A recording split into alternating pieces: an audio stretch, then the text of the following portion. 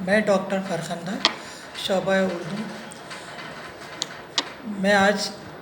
M a final کے 9 paper general survey سے تعلق رکھنے والے ایک ٹاپک تحریک آزادی میں شعراء اردو کا کردار پر اظہار خیال کروں گا. عام طور پر یہ خیال کیا جاتا ہے کہ اردو شعر و ادب میں رومانی معاملات اور عشقیہ واردات کی ترجمانی ہی کی جاتی ہے اور اپنی داخلیت پسندی کی بنا پر اردو شاعری خارجی دنیا اور معاشرتی زندگی سے بہت کم تعلق رکھتی ہے، لیکن حقیقت میں ایسا نہیں ہے. اردو شاعری نے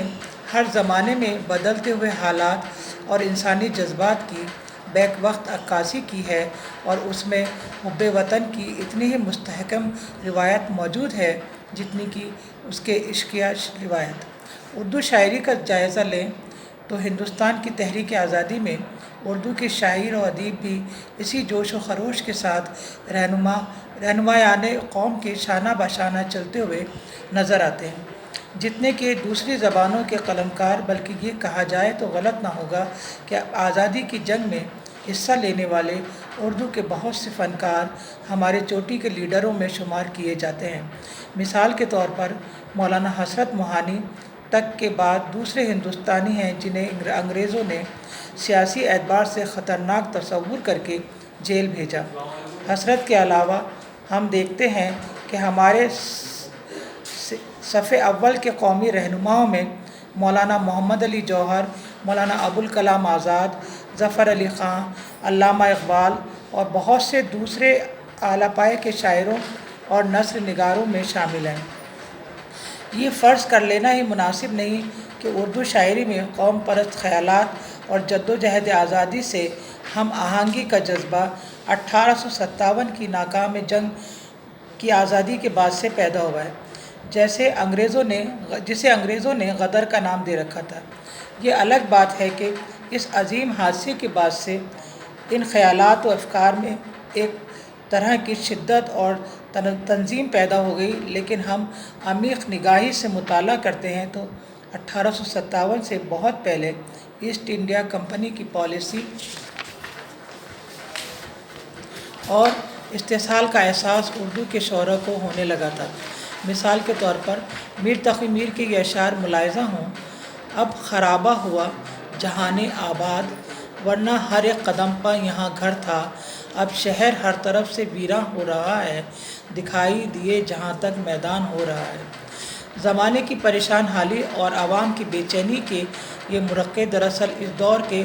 شاعروں کی وطن سے گہری محبت کے غماز ہیں. چونکہ اس وقت تک انگریزوں کے خلاف کوئی باقاعدہ تنظیم سرگرم عمل نہیں تھی، اس لیے ان شاعروں کی فکر و احساس میں بھی اس نظم و ضبط کا فقدان پایا جاتا ہے جسے تحریک آزادی سے باقاعدہ جوڑا جا سکے، اور وہ حوصلہ مندی بھی نہیں ہے جو آئندہ آنے والے شعراء میں پائی جاتی ہے. 1857 میں ہندوستانیوں نے پہلی بار بڑے پیمانے پر برطانوی حکومت سے اپنی بیزاری کا اظہار کیا اور فوج نے اس کے خلاف ہتھیار اٹھائے. نتیجے میں ہندوستانیوں پر جو مظالم ڈھائے گئے، اس عہد کی اردو شاعری میں ان کے بڑے واضح نقوش ملتے ہیں.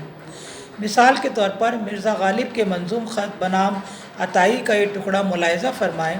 ہر صبح شور انگلستاں کا، گھر سے بازار میں نکلتے ہوئے، زہرا ہوتا ہے آب انساں کا، چوک جس کو کہیں وہ مقتل ہے، گھر بنا ہے نمونہ زندہ کا، شہر دہلی کا ذرہ ذرہ خاک، تشنہ خون ہے ہر مسلماں کا. بہادر شاہ ظفر نے کہا: کتنا ہے بد نصیب ظفر دفن کے لیے، 2 گز زمین بھی نہ ملی کوئے یار میں. اودھ کے حکمران واجد علی شاہ اختر اپنی گرفتاری کے وقت الوداعی شعر میں فرماتے ہیں: در و دیوار پہ حسرت کی نظر کرتے ہیں، خوش رہو اے اہل وطن، رخصت اے اہل وطن ہم تو سفر کرتے ہیں. داغ دہلوی عام طور پر عشقیہ واردات و تغزل کے شاعر مانے جاتے ہیں، لیکن اس دور میں بہادر شاہ ظفر اور واجد علی شاہ جیسے محبان وطن کی جلا وطنی بھی ان سے ایسے شعر کہلوانے میں کامیاب رہی: برنگ بوئے گل اہل چمن چمن سے چلے، غریب چھوڑ کے اپنا وطن وطن سے چلے، نہ پوچھ زندوں سے بیچارے کس چلن سے چلے، قیامت آئی کہ مردہ والے نکل کفن سے چلے۔ شمس العلماء شبلی نعمانی کی شاعری کا بیشتر حصہ سیاسی افکار پر مشتمل ہے، جس میں ہم کشت گانے مورکۂ کانپور ہیں جیسی جوشیلی نظمیں شامل ہیں۔ اپنے پرجوش سیاسی مسلک کی وضاحت کرتے ہوئے انہوں نے ایک نظم میں کہا ہے: